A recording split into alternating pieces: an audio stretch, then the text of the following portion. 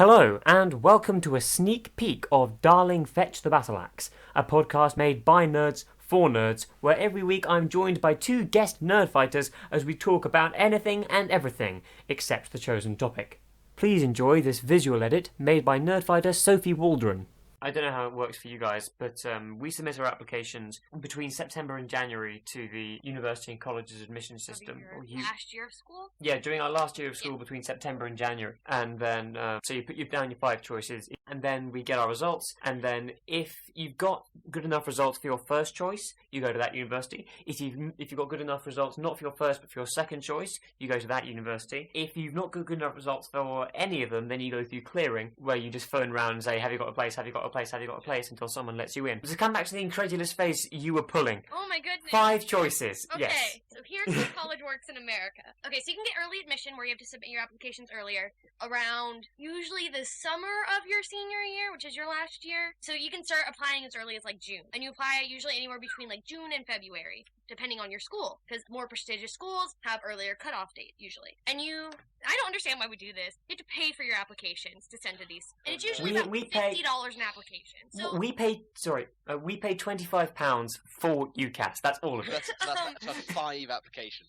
I have a family of 5, and it's me and my 2 younger sisters, and my mom's a teacher who doesn't get paid a lot. My dad gets paid less than a teacher. So $50 applications is crazy for a family, and we're middle class. We're like thoroughly averagely middle class. If it's crazy for me to pay that much for an application, I can only imagine what it is for a lower income family where college might be their only way out of the situation they're in. First of all, yeah, you have to pay for your application. Second of all, you send it individually to each school you want to go to. I'm currently looking at 2 different schools in Florida. I'll send it to those 2 because those are my higher choice schools, and then I might send it to some safety schools. Say you're the valedictorian of your class and you want to send it to 10 different universities, you send it to all 10 of those. And they'll send you a letter saying if you got in or not. But it's not just based on test results, which is the craziest part. Because is it just based off test results in England if you get into college or not? Not quite. Oxford University, Cambridge University, and all medical courses all require more interview processes, and they may require written material, essays, tests, and so on. But generally speaking, the majority of them are just based on your exam grades from school, yes. So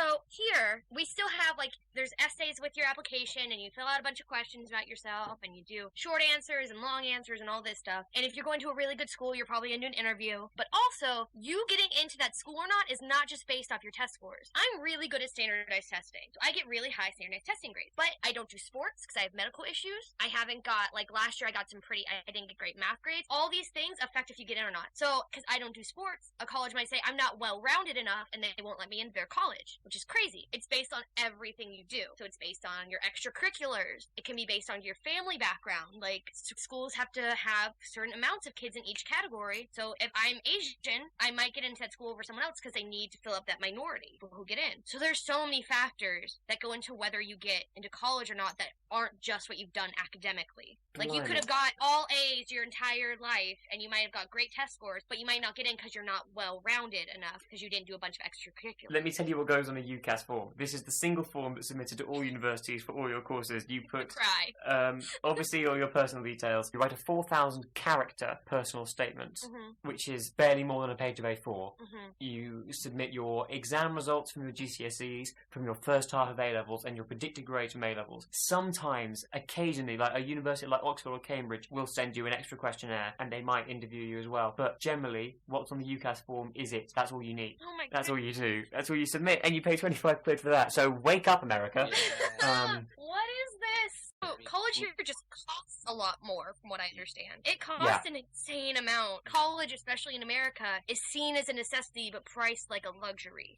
My mom is she's 39. She's still paying off her college debt. She'll be paying off her debts until the day she dies, because it's so much money to go to college. Just so crazy to me. Are there any caps on how much colleges can charge per year, for example? Not that I know of. Not any, That's insane. I mean, there's a a certain level of most are priced pretty similarly. I think it's more of if you charge X amount, kids just aren't going to go there. But more prestigious universities like Yale or Harvard are obviously priced more than a state school like FSU, where I want to go. So, just a ballpark estimate, what would you expect to pay per year for tuition? Not including living costs or anything like that, or accommodation. It's in the tens of thousands of dollars. Per year? Oh my. I believe it's per year. Oh, per year. It's somewhere between, I want to say at least 30,000? Let me check real quick. I'll look at just one school, because all schools are different. Hold on, that's not 30,000 per year. That's 30,000. Yeah, no. £30,000 dollars. Let me double check. Let me just double check. No, hang on. I've just Googled it. According to the College Board, the average cost of tuition and fees for the 2014-2015 school year was $31,231 at private colleges, $9,139 for state residents and public colleges, and $22,958 for out-of-state residences studying public universities. So, essentially, the story is accounting for accommodation. That's about $30,000 a year. That is fucking mind-blowing. I know. Yeah, and that's just like I'm looking at FSU, which is Florida State University, which is it's pretty well-respected college in America, and including housing, health insurance, food plan, books, which books is very much underestimated in this estimate. It's around $20,000 for Florida residents and $5,000 for non-Florida residents. And that's a state school. That's a public university. And scholarships, most people won't get full tuition scholarship. And most scholarships only are for classes. It's not including housing or books or health insurance or anything like that. It's just academic tuition. So, like, Florida, here where I live, they offer 75% of your tuition, your academic tuition, paid for if you get certain requirements, which are kind of hard to meet. So it's an insane amount of money for something that's necessary to get a job. Like, it's very hard to get a job where you're getting paid a living wage without at least a bachelor's degree. It's a lot of money. To give you a comparison idea, when I went to university, I've only just... when Angus went to university, you must have been... Were you in the 3,000 days? Yes, I was. Wait, $3,000 a year? Pounds a year. That's like $4,000. I was paying. I'll tell you my story. So I went in on one of the last years, which meant that they were capped. University fees were capped per year, £3,500 per year, which meant if I had done my original university course, which was 4 years long, that's 3,500 over 4 years, 12. That's roughly less than you pay for 1 year here. Yeah. So that's 15,000 for my entire degree. Now that doesn't include living costs, food, that kind of thing, but far cheaper. Now, tragically, a little bit of history for you. In 2000 and... Simon, can you remember when the fees went up? Yes, I believe it was roughly the day Satan retook the earth. Indeed it was. Yes, you're entirely correct. Well done. When that happened, the fees went from £3,500, which was the traditional maximum. They shot up to triple that. It's about £9,500 per year. That was the cap. Oh my... Yeah. So I'm thinking about college tuition. Yeah. Okay, let's move on.